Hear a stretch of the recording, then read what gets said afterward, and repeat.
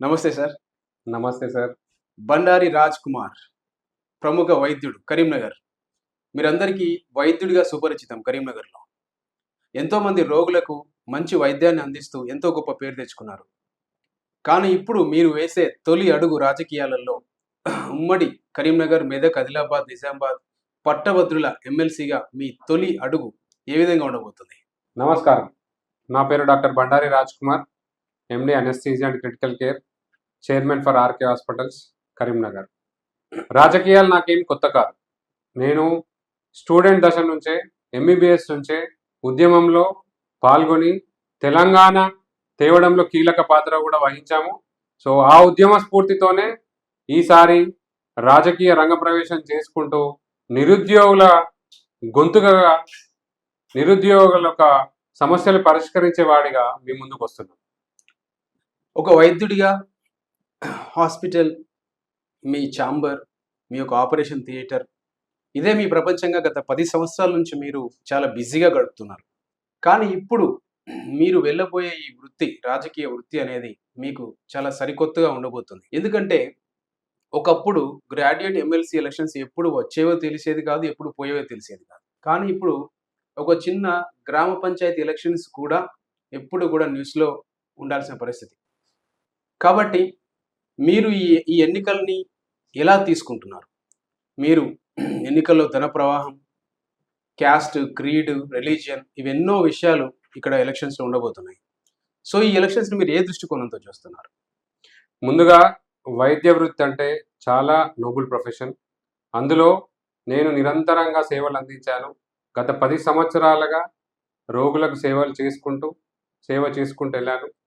So ఈసారి ఇంకా మన సర్వీస్ ఎక్స్టెండ్ చేయాలి అనుకుంటే, మన సేవలు ఇంకా వ్యాప్తి చెందాలంటే పాలిటిక్స్లో అయితేనే సాధ్యమవుతుంది అనుకున్నాను.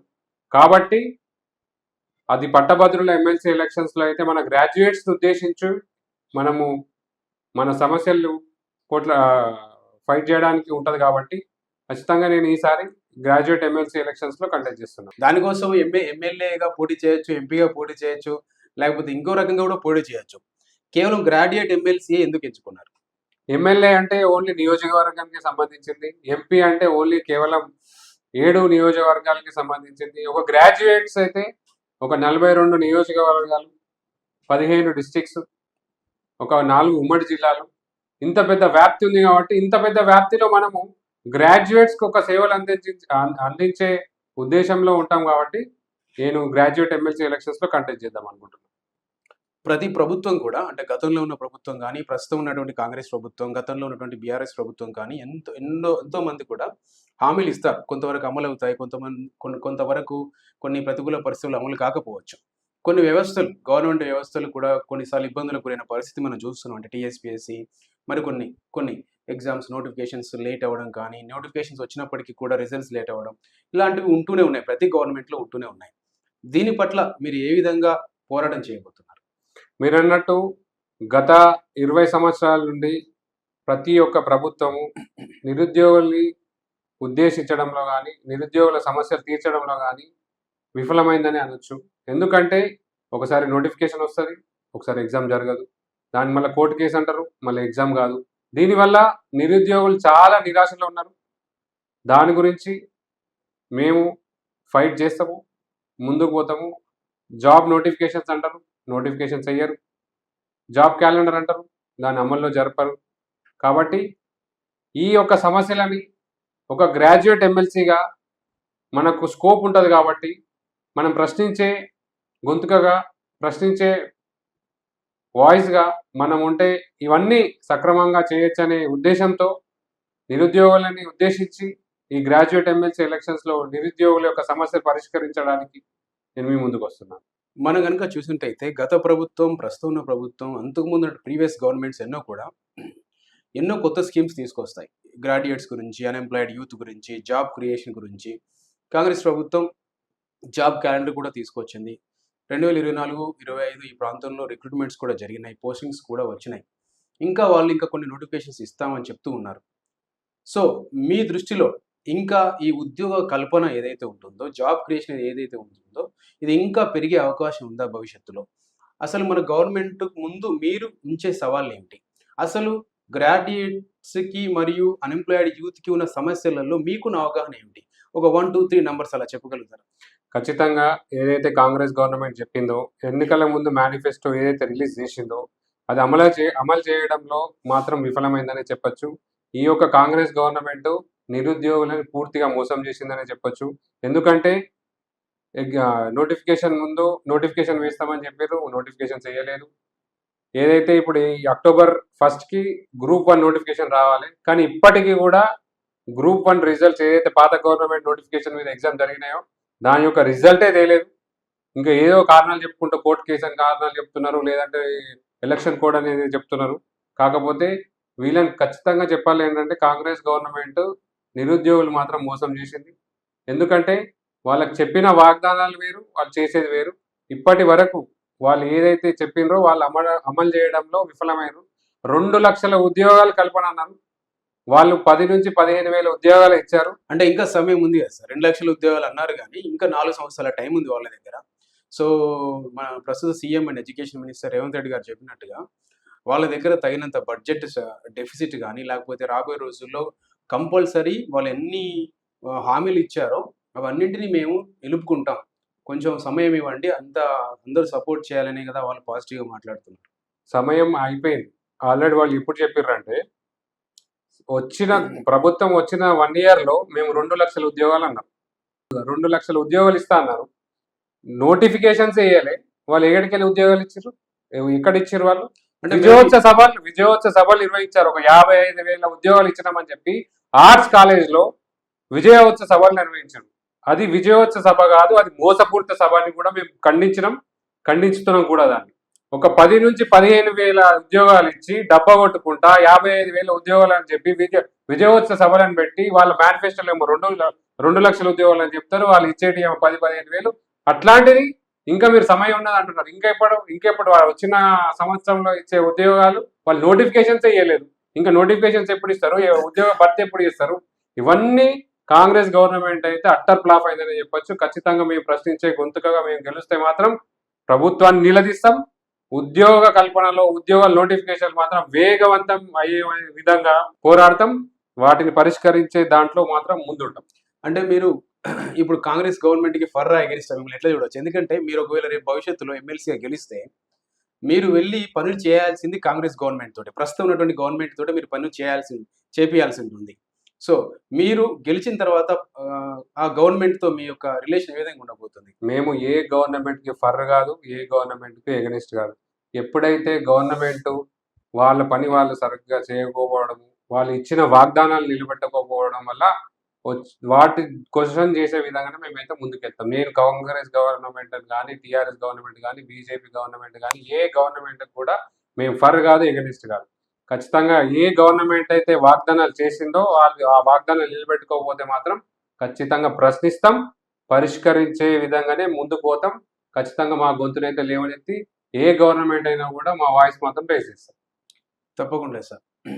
అంటే భవిష్యత్తులో ఇప్పుడున్నటువంటి అన్‌ఎంప్లాయ్‌మెంట్ రేట్ ఏదైతే ఉంటుందో, అంటే ఎన్నో గవర్నమెంట్స్ ఉచిత వైద్యం, ఉచిత విద్య ఈ విధంగా ఎన్నో మనకి ప్రామిసెస్ చేశాయి గతంలో, ఇప్పుడు కూడా. కానీ ఈ ఉచిత వైద్యం, ఉచిత విద్య అనేది ఎంతవరకు ఇంప్లిమెంట్ అవుతుంది? అది నిజంగా ప్రాక్టికల్‌గా సాధ్యమేనా? ఎందుకంటే ఎమ్మెల్సీగా పోటీ చేసే చాలామంది ప్రైవేట్ వ్యక్తులున్నారు. మీరు కూడా as a private practitioner doctor. So, మీరంతా కూడా ఒక ఉచిత వైద్యాన్ని, ఉచిత విద్యని ఏ విధంగా సపోర్ట్ చేస్తారు? 100% సపోర్ట్ చేస్తాం. ఉచిత విద్య, ఉచిత వైద్యం అనేది ఖచ్చితంగా అవసరము. విద్యా రంగంలో కార్పొరేట్ మోనోపాలీ వల్ల చిన్న విద్యా సంస్థలు అనేవి చనిపోతున్నాయి. చిన్న స్కూల్స్ బ్రతికే పరిస్థితి లేదు. ఇది కేవలం కార్పొరేట్ కల్చర్ వల్లనే వచ్చింది. కార్పొరేట్ విద్య వల్ల ఒరిగేది గుండు సున్నా. అంటే మీరు కార్పొరేటర్లతో పోట్లాడేటువంటి 100% కొట్లాడతాం.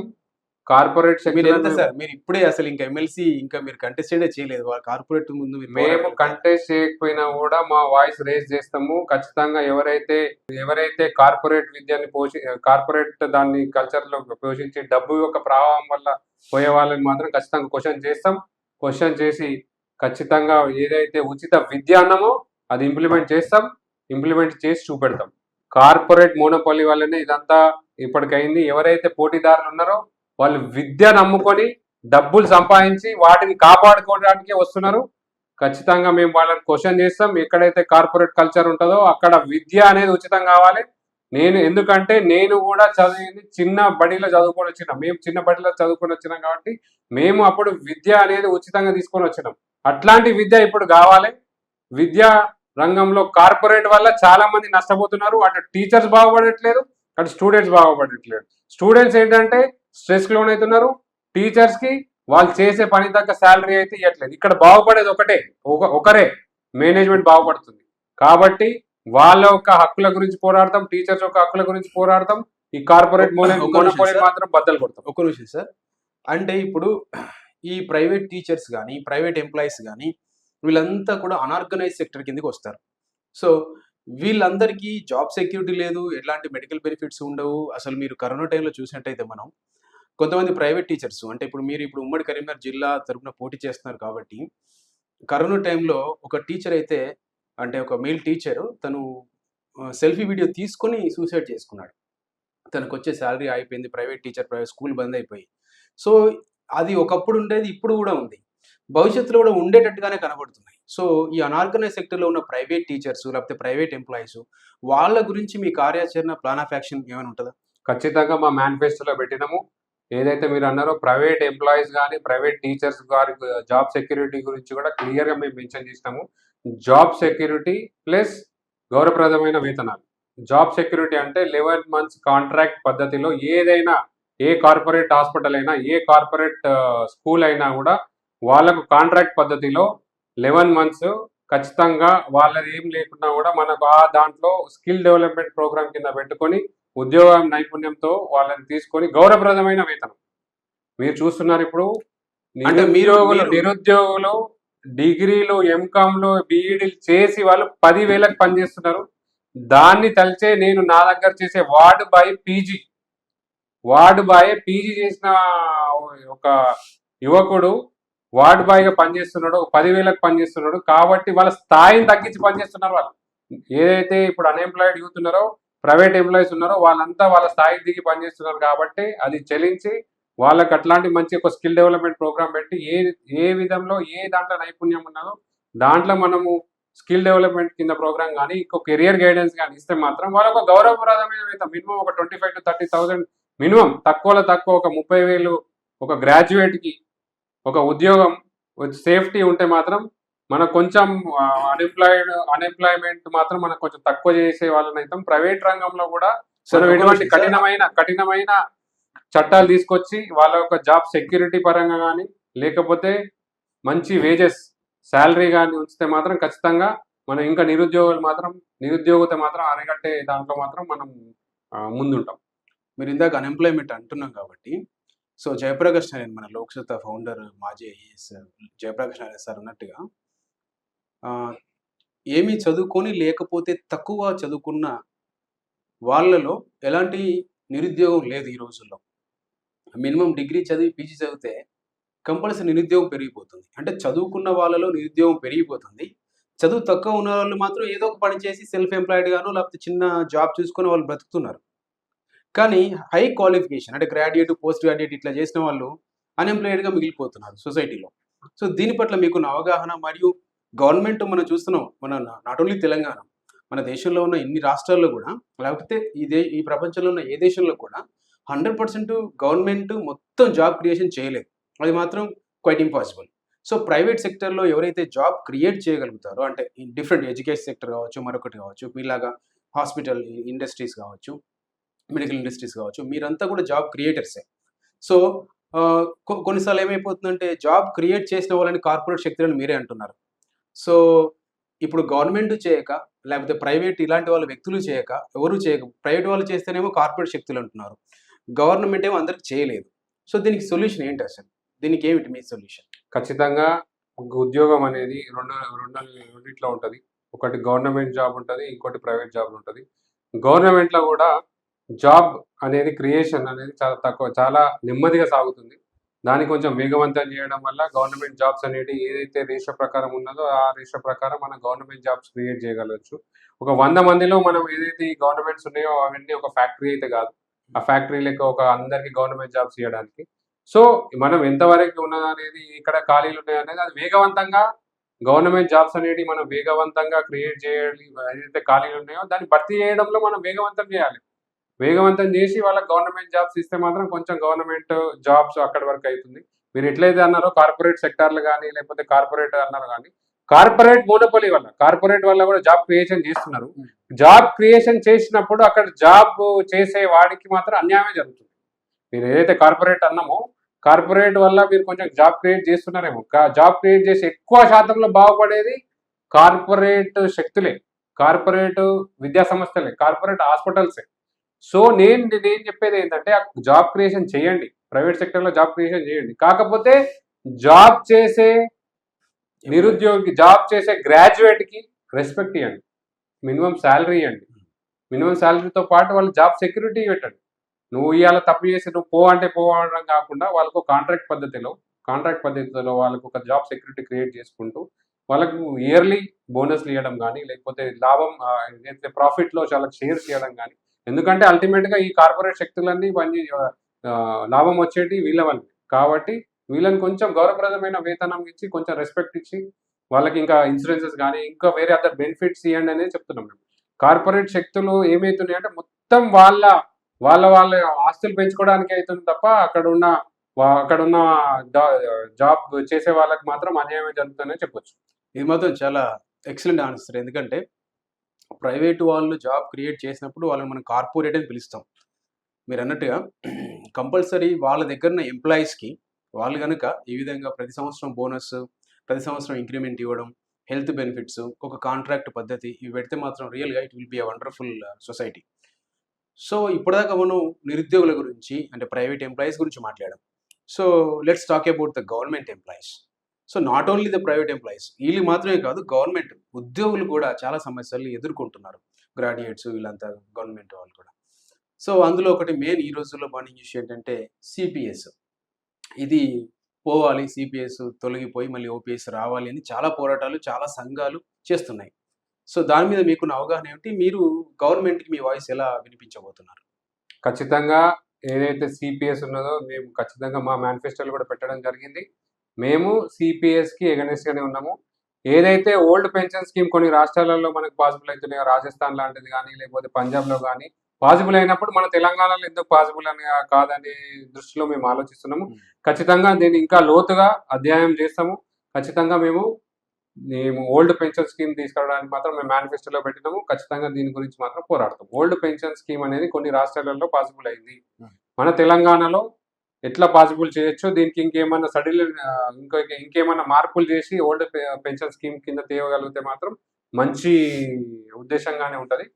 సో మేము సిపిఎస్ రద్దు గురించి, ఓపీఎస్ అమలు గురించి మాత్రం మా మేనిఫెస్టోలో పెట్టినాం. మేము ఓపీఎస్కి మేము మాత్రం ప్రోగా మాత్రం ఉన్నాం.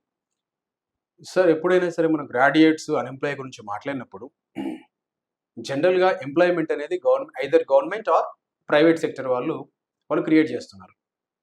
సో ఓన్లీ ఎంప్లాయ్మెంట్ కాకుండా వాళ్ళు ఏదైనా సెల్ఫ్గా ఏదైనా బిజినెస్ చేసుకోవాలనుకుంటే, వ్యాపారం చేసుకోవాలనుకుంటే వాళ్ళకి తోడ్పాటును అందించాలి. అంటే లోన్స్ పరంగా మరొక రకంగా కొన్ని సబ్సిడీలు ఇచ్చి, అలా కాకుండా కేవలం లోన్స్ సబ్సిడీస్లే కాకుండా ఆ బిజినెస్కు తగ్గ స్కిల్ డెవలప్మెంట్ కూడా చెయ్యడం గవర్నమెంట్ యొక్క బాధ్యత.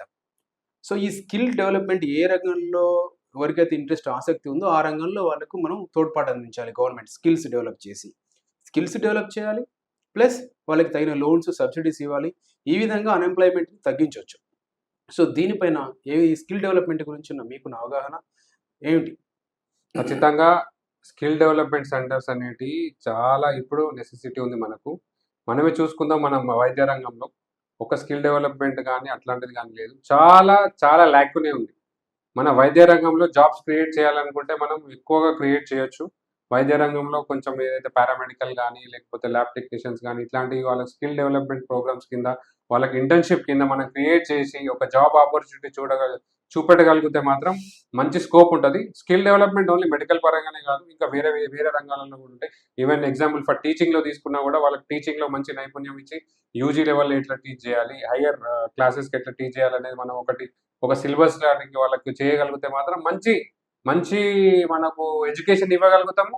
ఎట్ ద సేమ్ టైం వాళ్ళకు ఒక ఉపాధి కల్పించగలుగుతాం. మంచి శాలరీతో పాటు మంచి వాళ్ళకు ఒకటి ఏంటంటే కాంట్రాక్ట్ బేస్ మన వాళ్ళ ఒక జాబ్ సెక్యూరిటీ పరంగా కూడా వీళ్ళకు మనము హెల్ప్ చేసిన వాళ్ళంటే అవుతాం. ఎందుకంటే ఒకరొక ఫీల్డ్ పోతారు, ఫస్ట్ బీటెక్ చదువుతాడు, తర్వాత ఎంటెక్ చదువుతాడు, తర్వాత ఆ రంగాన్ని విస్మరించి వేరే ఫీల్డ్కి వస్తాడు.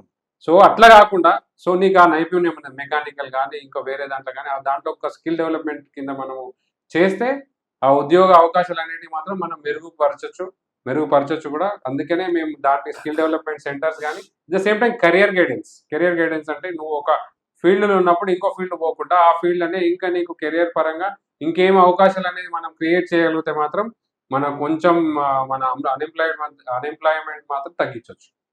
అదే సార్, ఇప్పుడు మనం ఎంప్లాయ్మెంట్ గురించి మాట్లాడాము, స్కిల్ డెవలప్మెంట్ గురించి మాట్లాడాము, లోన్స్, సబ్సిడీ, గవర్నమెంట్ నుంచి వచ్చేటువంటి ప్రోత్సాహకాల గురించి మాట్లాడాము. అలాగే రీసెంట్గా ఏర్పడినటువంటి కాంగ్రెస్ గవర్నమెంట్ రేవంత్ రెడ్డి గారి ప్రభుత్వంలో ఇంతకుముందు ఎన్నడూ లేనట్టుగా స్పోర్ట్స్ యూనివర్సిటీ గచ్చిబౌలిలో 70 ఎకరాలలో వాళ్ళు ఎస్టాబ్లిష్ చేయడం జరిగింది.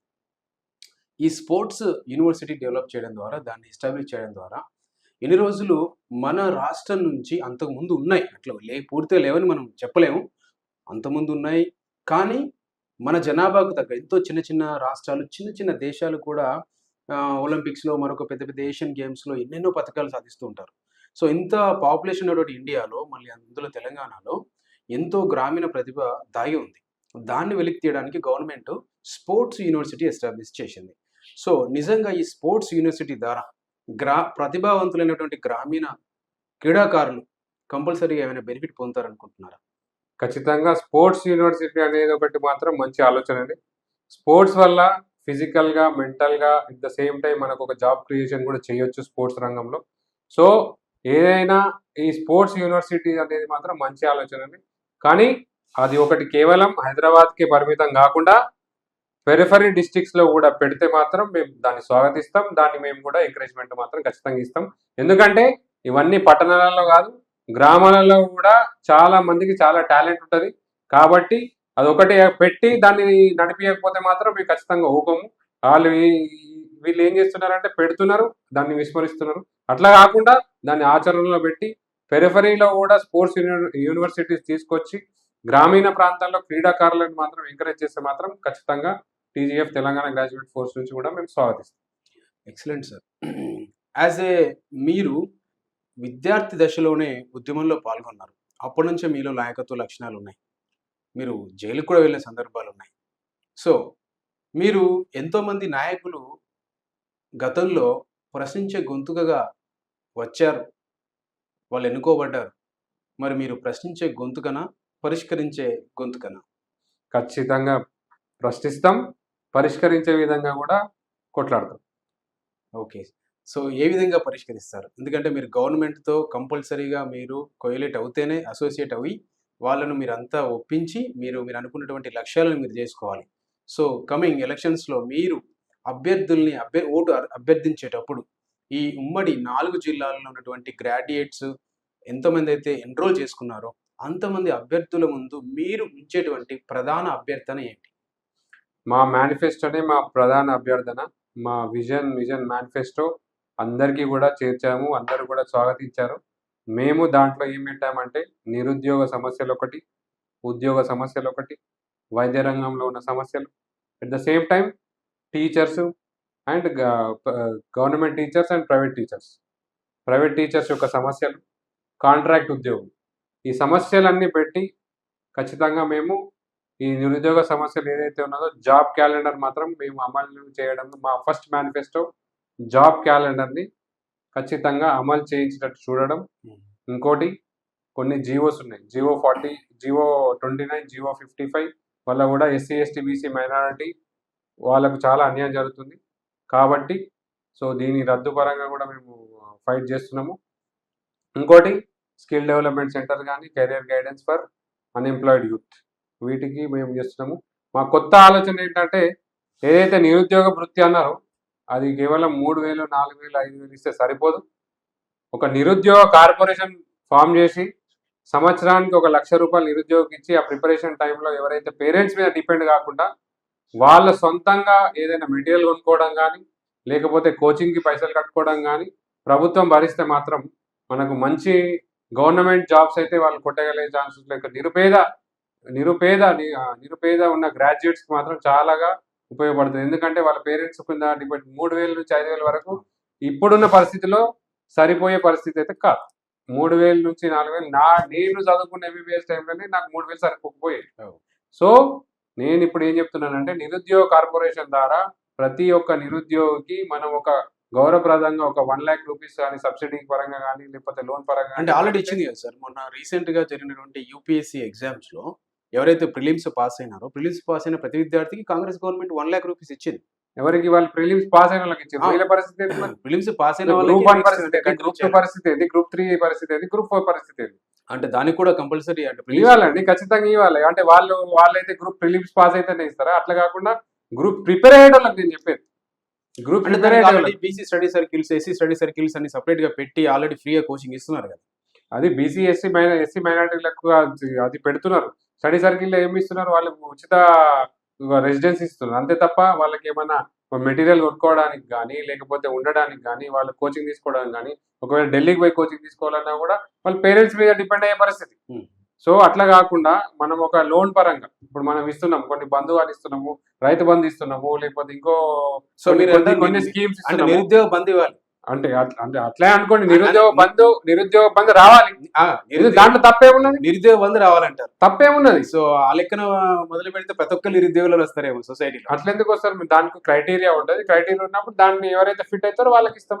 నిరుద్యోగులు అంటే వాళ్ళకి రావద్దా? వాళ్ళు పేదలు కారా? వాళ్ళు చదువుకోవద్దా? అంటే ఒక వర్గానికి ఇచ్చుకుంటా ఇంకో వర్గానికి నిరుద్యోగత కూడా ఇప్పుడు ఆ సమస్య ఉన్నది కాబట్టి మీరు అన్నట్టు నిరుద్యోగ బంధు ఇస్తే కూడా మేము స్వాగతిస్తాం. సో మీ మేనిఫెస్టోలో పెట్టుకోవచ్చు కదమ్మా నిరుద్యోగ మేము అదే దాంతో నిరుద్యోగ బంధు అంటే మేము దాంట్లో ఏం చేసినామంటే నిరుద్యోగ కార్పొరేషన్ చేసి దాంట్లోకి మేము సబ్సిడీ లోన్స్ ఇస్తాం అంటే కోచింగ్ కోసం. Okay sir, great idea. So ఈ ఉమ్మడి 4 జిల్లాలో ఎంతో మంది అభ్యర్థులు ఇప్పటివరకు నామినేషన్స్ వేశారు. మీ నామినేషన్ కూడా చాలా అట్టహాసంగా జరిగింది, చాలా బ్రహ్మాండంగా జరిగింది. సో మేమంతా చూసాం కూడా. సో మీరు రేపు ప్రొద్దున ప్రచారం చేయాల్సి ఉంటుంది. సో ఇప్పుడు ప్రచారానికి వద్దాం. ఒక అభ్యర్థిగా ఎగ్జాంపుల్ నేనే ఉన్నాననుకోండి, నేను కూడా ఒక అభ్యర్థి, నేను కూడా ఒక ఓటర్ని అనుకోండి. ఇప్పుడు ఎవరిని చూసినా కూడా వాళ్ళు ఏం చేశారో వాళ్ళ కొంచెం హిస్టరీ చూస్తాం మనం. ఒకరు విద్యాసేవ చేశాను, నేను కష్టపడి పైకొచ్చాను, చాలా విద్యా సంస్థలు స్థాపించాను, చాలామందికి విద్యను అందించానని ఒకరు చెప్పొచ్చు, తప్పులేదు. కొంతమంది నేను కష్టపడి పైకొచ్చి చాలా కోచింగ్ సెంటర్లు స్థాపించి, చాలామంది పేదవాళ్ళకి ఉచిత కోచింగ్ ఇప్పించి, చాలా వాళ్ళు జాబ్స్ తెచ్చుకునే విధంగా వాళ్ళని ప్రోత్సహించాను, వాళ్ళ విజయాలు నేను భాగమని చెప్పొచ్చు. ఇంకా రకరకాల అభ్యర్థులు రకరకాలుగా వాళ్ళ సక్సెస్ స్టోరీస్‌ని వాళ్ళు ఏం చేశారో చెప్తారు. ఒక ఓటర్‌గా నేను మిమ్మల్ని ప్రశ్నిస్తే, నేను ఈ ఫలానా చేశాను, ఇంకా ఇలా చేయబోతున్నానని ఏం చెప్తారు మీరు? ఖచ్చితంగా మీరు ఓటర్ అయితే మిమ్మల్ని మేము అభ్యర్థిస్తాం. ఎట్లా అభ్యర్థిస్తామంటే, మేము ఇంతకుముందు ఏం చేసినాం, ఇప్పుడు ఏం చేస్తాం, తర్వాత ఏం చేయబోతున్నాం అనేది మాత్రం ఖచ్చితంగా మీకు ఎక్స్‌ప్లెయిన్ చేస్తాం. మా యొక్క బ్యాక్‌గ్రౌండ్ నేనైతే డాక్టర్‌గా ఉన్నప్పుడు నేను చాలా సేవలు చేయడం జరిగింది. దానిలో భాగంగానే కోవిడ్‌లో నేను ఒక వినూత్నమైన ఐడియాతోని హోమ్ ఐసీయూ అనే కాన్సెప్ట్‌తోని నేను ముందుకొచ్చాను. చాలామంది కోవిడ్ టైంలో చాలామంది చాలా బాధపడ్డారు. నేను దాన్ని చూసి చలించి హోమ్ ఐసీయూ అనేది నేను ఫస్ట్ టైం ఇంట్రొడ్యూస్ చేసి ఇంటికెళ్ళి వైద్యం చేయడం జరిగింది కోవిడ్ పేషెంట్స్‌కి. అట్ ద సేమ్ టైం ఈసారి మీరు మాత్రం మాకు అవకాశం ఇస్తే మా యొక్క ఈ గ్రాడ్యుయేట్ దాంట్లో మేము పెట్టిన మేనిఫెస్టోని మాత్రం ఖచ్చితంగా అమలు చేస్తాం. ఎక్కడెక్కడ ల్యాక్‌లు ఉన్నాయో అవి కూడా మీకు ఎక్స్‌ప్లెయిన్ చేసి మేము అవి చేస్తామని చెప్పి మిమ్మల్ని ఓటు అభ్యర్థించి ఖచ్చితంగా మీరు ఓటేయాలని చెప్పి మొదటి ప్రాధాన్యత ఓటేయాలని చెప్పేసి మిమ్మల్ని మాత్రం మేము రిక్వెస్ట్‌గా అడుగుతాం. తప్పకుండా. ఎంతోమంది ఎన్నో భారీ బహిరంగ సభలు పెడుతున్నారు అభ్యర్థులు. దానికి ఎంతో డబ్బు అవసరం ఉంటుంది. బహిరంగ సభలు పెట్టి చాలా హడావిడిగా, చాలా కోలాహలంగా జరుగుతున్నటువంటి సందర్భం. మరి ఉమ్మడి 4 జిల్లాలు మీరు ప్రచారం చేయాలి అంటే సమయం తక్కువ ఉంది. సో మీ ప్రచారం ఎలా సాగుతుంది సార్? చాలా బాగా జరుగుతుంది. మీరన్నట్టు ఆత్మీయ సమ్మేళనాలు పెట్టినా గానీ, ఫ్లెక్సీలు పెద్ద పెద్దగా పెట్టినా గానీ ఓట్లు పడయి. ఓటర్ అనేవాడు చాలా తెలివివంతుడు. ఈ అభ్యర్థి వస్తే నాకు ఏం చేయగలుగుతాడు అనేది మాత్రమే ఆలోచిస్తాడు. కాబట్టి మేము ప్రతి ఒక్క ఓటర్‌ని రీచ్ అయితున్నాం. ప్రతి ఒక్క ఓటర్‌ని కలుస్తున్నాం. కలిసి మేము ఇంతకుముందు ఏం చేశామో మా మేనిఫెస్టో ఎక్స్‌ప్లెయిన్ చేస్తున్నాం. మేనిఫెస్టో ఎక్స్‌ప్లెయిన్ చేసుకుంటూ మేము మేమొస్తే మాత్రం పాజిబుల్ అయ్యేటివి మాత్రమే ప్రామిస్ చేసుకుంటూ ముందుకెళ్తున్నాం. కాబట్టి మేము గ్రౌండ్ లెవెల్‌లో చాలా స్ట్రాంగ్ ఉన్నాం. ఈ ఆత్మీయ అట్టహాసాలు గాని, గ్రౌండ్ లెవెల్‌లో ఈ మన పెద్ద పెద్ద సభలు పెట్టడం గాని, లేకపోతే పెద్ద పెద్ద ఫ్లెక్సీలు పెట్టడం వల్ల వచ్చి ఓట్లొస్తాయనైతే నేను అనుకోను. ఎందుకంటే తెలంగాణ మెడికల్ కౌన్సిల్ ఎలక్షన్స్‌లో మేము ఆల్రెడీ ఫైట్ చేసినాము. ఫైట్ చేసి ఎప్పుడో ఒక 20 సంవత్సరాలు ఉన్న ఒక బాడీని బద్దలుకొట్టి భారీ మెజారిటీతోని వచ్చినామంటే మేము గ్రౌండ్ లెవెల్‌లో ప్రతి ఒక్క ఓటర్‌ని కలిసి ఓటు అభ్యర్థించి మేమేం చేస్తామని చెప్పినాం. చెప్పి అది ఇప్పుడు మేము 1 ఇయర్‌లో వచ్చినాక ఖచ్చితంగా ప్రూవ్ చేసినాం. సో, అదే సేమ్ మోటోతోని ప్రతి ఒక్క ఓటర్‌ని రీచ్ అయితాం. ఓటర్ రీచ్ అయ్యి మేమేం చేస్తామనేది చెప్తాం. చెప్పి ఖచ్చితంగా ఓటర్ అందరూ కూడా మా వైపే ఉన్నారనుకుంటాం. ఖచ్చితంగా ఓటర్ కూడా మా వైపే ఉన్నారు. భారీ మెజారిటీతో వాళ్ళు ఓట్లేసి మమ్మల్ని గెలిపిస్తారని మేమైతే ప్రగాఢంగా నమ్ముతున్నాం. మొత్తానికి తగ్గేదేలే అంటారు. 100% తగ్గేదే లేదు. సో మీరు నమ్మేది కులమా? మతమా? డబ్బా మరి? నేను ఒక గ్రాడ్యుయేట్స్ మాత్రమే నమ్ముకొని పోతున్నాను. ఖచ్చితంగా గ్రాడ్యుయేట్స్ ప్రతి ఒక్క గ్రాడ్యుయేట్స్ గాని, అది నిరుద్యోగ గాని, ఉద్యోగ గాని, కాంట్రాక్ట్ జాబ్ గాని ప్రతి ఒక్క గ్రాడ్యుయేట్స్‌ని నమ్ముకుంటూ మేము ఈ ఎలక్షన్ బరిలో ఉన్నాము. కాబట్టి మాకు విజయ అవకాశాలు మాత్రం చాలా ఎక్కువున్నాయి అనుకుంటాం. ఖచ్చితంగా మేము గెలుస్తున్నాం. గెలిచినాక మీకు మళ్ళీ ఎమ్మెల్సీగా మీకు ఇంటర్వ్యూ విజయ చేస్తాను. అవకాశాలు ఉన్నాయి కావచ్చు గానీ ప్రచారంలో వెనుకబడేట్టున్నారు అనిపిస్తుంది. 100% మేము ప్రచారంలో ఎక్కడా గూడా తగ్గలేదు. మేము ప్రచారంలో అందరికన్నా చాలా ముందున్నాం. ప్రతి ఒక్క ఓటర్‌ని కూడా రీచ్ అయినాము. ఎక్కడ ప్రతి సార్ ఒక్క మీ ఓటర్‌కి మీ కూడా మీ పెద్ద పెద్ద హోర్డింగ్‌లు కనబడట్లేదు. పెద్ద పెద్ద ఫ్లెక్సీలు కనబడట్లేదు. మీది సోషల్ మీడియాలో ఆ హడావిడి కనబడట్లేదు. మరి మిగతా హడావిడిలాగా మీకు కనబడట్లేదు కదా! ఖచ్చితంగా మీరన్నట్టు ఆ హడావిడిలు చేయకపోయినా మేము ప్రతి ఒక్క ఓటర్‌ని రీచ్ అయినాము. మేమేం చెప్తామో చెప్పినాము. మా టీమ్ ఎక్కడికక్కడ స్ట్రాంగ్‌గా పనిచేస్తున్నది. పనిచేసుకుంటూ బూత్ లెవెల్‌లో మేము స్ట్రాంగ్‌గా ఉండి మేము బూత్ లెవెల్‌లో మాత్రం అది ఎక్సలెంట్ మేనేజ్‌మెంట్‌తోని ఈసారి భారీ మెజారిటీతోని గెలుస్తున్నాం. చాలా మంది అభ్యర్థులు గత 5, 6 నెలల నుంచెల్లే తమ యొక్క ప్రచారాన్ని, తమ యొక్క ప్రిపరేషన్‌ని మొదలుపెట్టారు. అందులో భాగంగా ఎన్రోల్‌మెంట్ కూడా చేయించారు.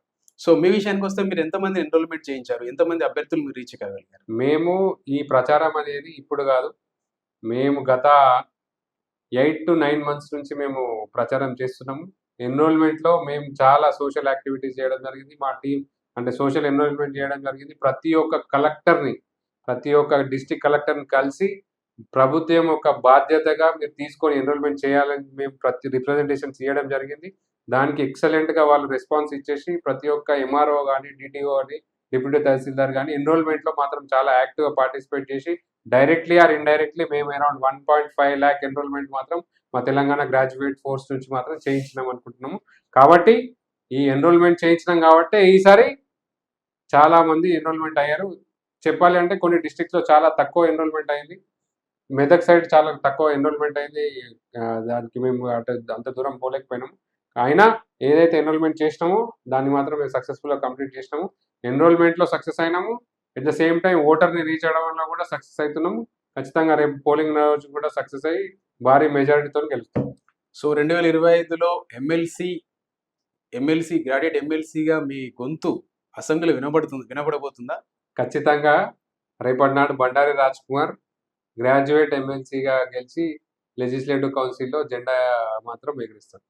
తప్పకుండా sir. We wish you good luck and thank 100% you. మీరు విన్ అవుతారు. 100% మిమ్మల్ని ఎమ్మెల్సీగా చూస్తాము. And I wish you good luck. Thank you very much.